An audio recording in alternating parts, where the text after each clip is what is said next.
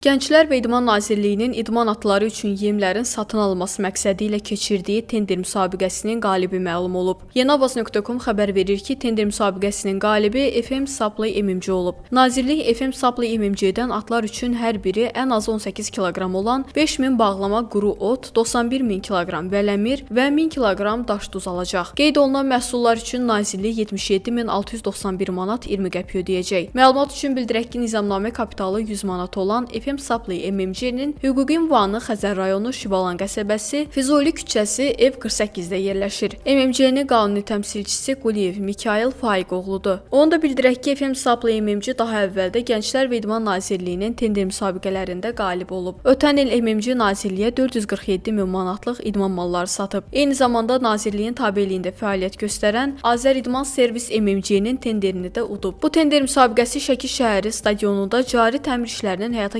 keçirilməsi ilə bağlı olub və dəyəri 1.650.549 manat 34 qəpik təşkil edib. FM Supply MMC-yə məxsus olduğu bildirilən və cəmi 10 nəfərin bəyəndiyi fmsupply.az adlı sosial şəbəkə hesabında qeyd olunub ki, Sədərək Ticarət Mərkəzinin birinci sırası 76B nömrəli mağazada yerləşən FM Supply idman infrastrukturlarını avadanlıqlarla təmin edir. FM Supply MMC-nin heyvan yemləri satması barədə açıq mənbələrdə heç bir məlumat mövcud deyil.